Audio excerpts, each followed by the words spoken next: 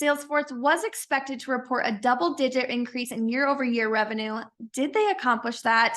They just released earnings last night. Let's dive in and take a look. Chris, Thomas, welcome back. So we were waiting for Salesforce to report last night. Let's discuss the results. Apparently, investors and the market liked what they saw. The stock is up in early trading today as we're recording. Thomas, this morning, actually, you had released an article for MarketBeat, fresh off the press. It's linked down below for our viewers. You're going to want to check that out. But you said that all-time highs were not only possible, but you think it's just a matter of time. What are you seeing here? Well, to me, the report was a best case scenario for the company and for the stock. The report was fantastic. We've got top and bottom line beats. Margin was better than expected, all driven by recent price increases, new products, and penetration. Gross margin is up on leverage, spending is down, guidance was raised. Everything about this aligns with trends in the enterprise software group, and it's coming from the industry leader. I think that CRM should have no problem sustaining its valuation over the next few years, and I see it easily regaining all-time high price levels. Sounds like a great report. Chris, what's your take here? I feel like you guys typically agree most of the time, but what about this one? I mean, what a comeback story here. Salesforce, was investors hated Salesforce last year. I mean, it was down from over $300 a share in late November of 2021, and it fell all the way into like the 120s. It's up over 60%. Yeah, this year. I mean, that's not NVIDIA growth, but it's better than both Apple and Microsoft. And what do you know? It's basically the same growth as Amazon, which it's kind of an adjacent competitor with Amazon in the cloud space.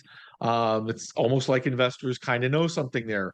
What Thomas was saying about the earnings report is important. And I know I sound like a broken record, but the story, as I see it going forward with AI, is how are companies going to be able to monetize that? Mm-hmm. And a lot of Salesforce's growth this year to this point was due to the fact that the company was getting its costs under control, similar to Meta.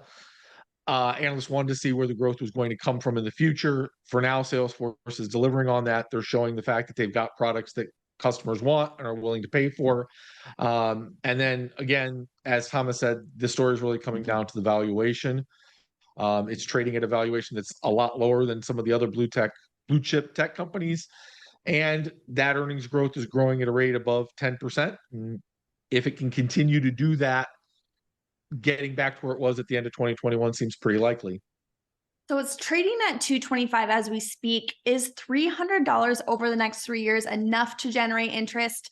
Thomas, what do you think about that? Right. So I think that's a cautious estimate. That's the fundamental outlook.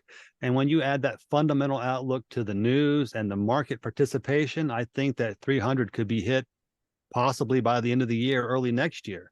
So as far as a trade goes, there's a trade aspect to this play, but also a long-term outlook that kind of gives you a little bit of safety. It might not go up as fast as you might think it will, but over time, the valuation outlook certainly suggests that new all-time highs are possible. Chris, what about you? What are you thinking on that? Thomas just brought up an interesting point, and that is that the $300 estimate may be too low. It may be conservative. I was looking at what some of the analyst sentiment was immediately after the earnings report. Mm-hmm. Right now, everybody's boosting their price targets. Nobody's really boosting their price target all the way to 300. So that's suggesting that next year or so, they're not expecting it maybe to get all the way back up to 300. But that remains to be seen. That being said, investors that bought the dip on Salesforce earlier this year, bravo. Is it a good buy already up 62%? I think that depends to what Thomas just said. If you believe that $300 price target is conservative, then certainly you should be getting in right now. If you think that maybe that's where it tops out, I'm not sure if I like that as much as a long-term investor, but as Thomas said, there's probably a trade in there somewhere. I'm not sure I know I'm going to be accused of being too cautious again, Laycee, but 62%, that's a big gain. Mm-hmm. And now you're talking about trying to, it's going to go up about half of that again. Well, it would probably depend to me on how fast it's going to get there. Is it going to get there real fast and I'm just going to be sitting there for 2 years? Or is it going to be kind of a slow, sustained 10%, 10%, 10% over the next few years, which might be better than what the overall market's going to do anyway. So, Yep, great insights. Thomas, do you have anything else to add post earnings that we need to be looking out for? Well, like Chris was saying, the analysts, they haven't really put their targets up to 300 just yet, but you have to look at the trend of results and the trend in sentiment. The analysts are leading the stock higher because Salesforce is leading the analysts higher by outperforming expectations. So if we assume that this trend continues, there could be a catalyst in the next earnings report and in the next earnings report that gets the analysts to continue boosting their price targets, and that would get the price up above $300 in the the sooner scenario rather than the later scenario. Well, we'll be keeping our eye on it right here at MarketBeat. So don't forget to subscribe for the latest news. Go ahead and click the link below for a crazy discount. We're offering MarketBeat All Access for only $89 for the whole year. We've never offered it at a price point that low.